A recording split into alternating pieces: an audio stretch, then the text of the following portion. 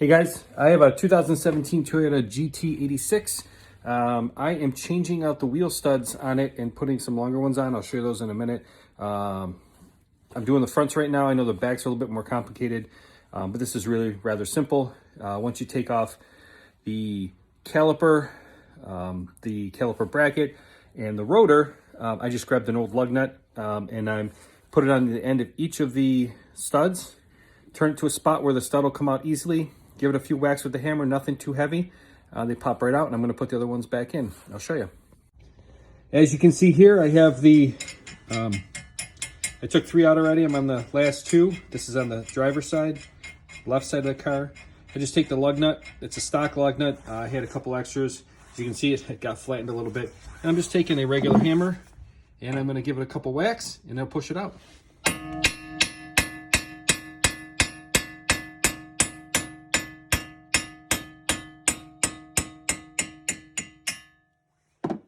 Go. Now loosen this up and the stud will come out. Once the stud moves, once I have that first initial movement, I backed off a little bit on the pressure I was putting on the hammer. Slide it out, and there you go. All right. So I bought a Lang wheel stud installer kit when I got my studs to go with this. And the reason why I did that is because I wanted to have the kit. It was $72.99 at Summit Racing.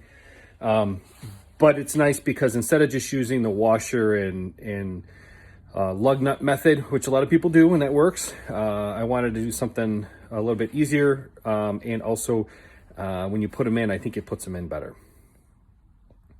Here is the kit. So it comes with a spacer, a washer, which I have over by my car, the different sizes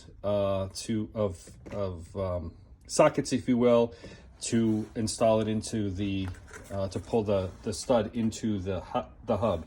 I also bought these. So it says Mitsubishi Lancer.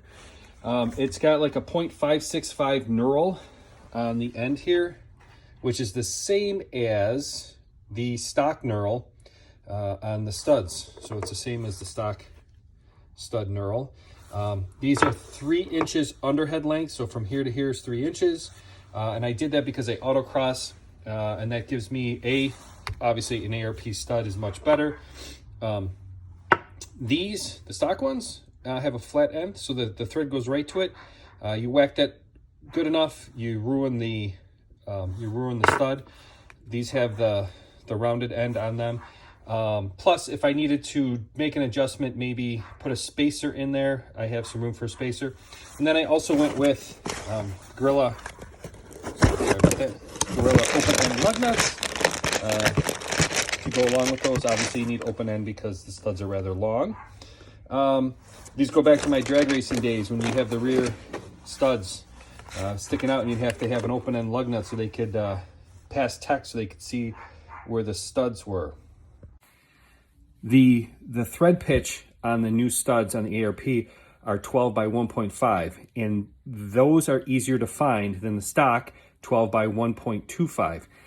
I'm sure someone's going to disagree with me on that, but it was definitely a lot easier for me to find open-end lug nuts with the 12 by 1.5 than it was 12 by 1.25. They were almost impossible to find. I shouldn't say they're impossible, but they're very difficult to find, and I have a lot more options with the 12 by 1.5. So I went with those, and those are the ones I'm going to be installing. All right, so it'll fit right in here. You get to the point where it's locked on, and then you put your spacer,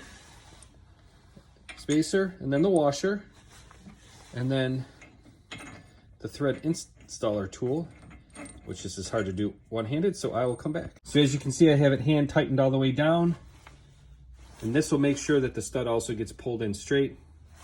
I'm gonna start with this. It's a 1 1/8 socket on my 3/4 inch drive ratchet. It might be easier to use an impact gun, but I'm gonna start off by hand and see where I go, and then take it from there. What I did is I kept cranking it, but obviously with the front hub, it's going to spin.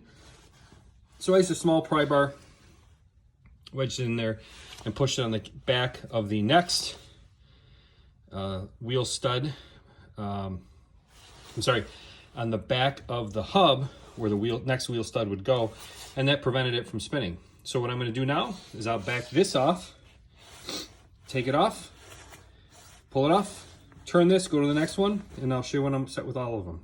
So there you have it. All 5 are on, which is nice. Again, much longer, which is going to be excellent for getting more thread when locking them down. If I want to put a spacer once I put the rotor back on to push the wheel out a little bit, I can do that. And I'll show you what it looks like with the rotor and caliper back on. As you can see, got everything buttoned back up together. This is the new lug nut. And you can see, obviously it won't go this deep because there'll be a wheel on it, but that's the idea though with the open end. So you can see the stud, and it gives you that room where if you had a cap on it, you might not be able to tighten it down all the way that you need to. I'm gonna put the wheel back on this. I'll show you what it looks like. I'm just using the factory wheels right now. It's winter here. I live in Western New York, and I leave my autocross wheels and tires in the basement so they don't freeze. And then like I said, I'll put these stock ones back on and show you. All right, looks a little funny with the stock wheels on, but that's okay. I'm okay with that. Again, I got the longer studs, the better studs. Again, this was part number 1007717, and again, it's for a Mitsubishi Lancer Evo, but when you do this, the knurl is the same as the stock, but it changes the pitch of the thread. So it goes from a 12 by 1.25 to the new ones now are 12 by 1.5. And again, I found it easier to find lug nuts and other things for it in that pitch of the thread as opposed to the 12 by 1.25. I'm going to torque these down to 89 foot-pounds, and I'll be good to go. So I hope this video was helpful to you. And if you wanted to do something similar to your Toyota 86. Thanks for watching, guys. Take it easy.